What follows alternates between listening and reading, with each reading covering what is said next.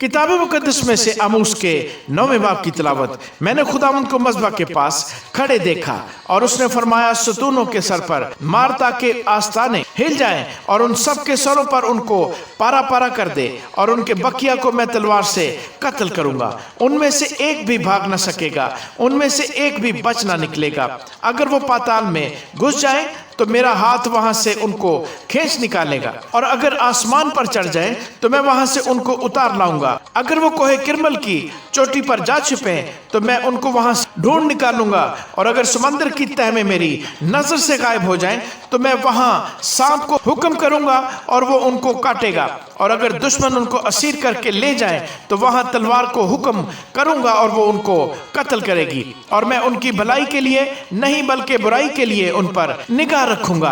क्योंकि खुदावंद रब्बुल फाज वो है कि अगर जमीन को छू दे तो वो गुदास हो जाए और उसकी सब मामूरी मातम करे। वो बिल्कुल दरिया नील की तरह उठे और रोते मिस्र की तरह फिर सुकड़ जाए। वही आसमान पर अपने बालाखाने तामीर करता है, उसी ने जमीन पर अपने गुंबद की बुनियाद रखी है। वो समंदर के पानी को बुलाकर रोए जमीन पर फैला देता है, उसी का नाम खुदावंद है।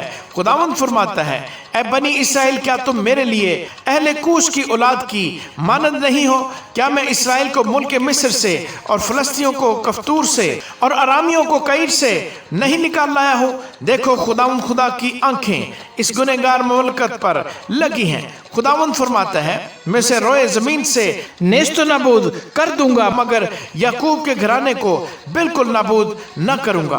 क्योंकि देखो, मैं हुक्म करूंगा और बनी इसराइल को सब कौमों में जैसे छलनी से छानते हैं छानूंगा, और एक दाना भी जमीन पर गिरने ना पाएगा। मेरी उम्मत के सब गुनहगार लोग जो कहते हैं कि हम पर ना पीछे से आफत आएगी और ना आगे से तलवार से मारे जाएंगे, मैं उस रोज दाऊद के गिरे हुए मस्कन को खड़ा करके उसके रखनों को बंद करूंगा और उसके खंडर की मरम्मत करके उसे पहले की तरह तामीर करूंगा, ताकि वो अदूम के बकिया और उन सब कौमों पर जो मेरे नाम से कहलाती हैं काबज हों। इसको वकूዕ में लाने वाला खुदावंद फरमाता है, देखो वो दिन आते हैं। खुदावंद फरमाता है कि जोतने वाला काटने वाले को और अंगूर कुचलने वाला बोने वाले को जालेगा, और पहाड़ों से नई मै टपकेगी और सब टीले गुदास होंगे, और मैं बनी इसराइल अपने लोगों को असीरी से वापस लाऊंगा। वो उजड़े शहरों को तामीर करके उनमें बूदोबाश करेंगे और ताकिस्तान लगाकर उनकी मै पिएंगे। वो बाग लगाएंगे और उनके फल खाएंगे, क्योंकि मैं उनको उनके मुल्क में कायम करूंगा, और वो फिर कभी अपने वतन से जो मैंने उनको बख्शा है निकाले ना जाएंगे। खुदावंद तेरा खुदा फरमाता है। आमीन।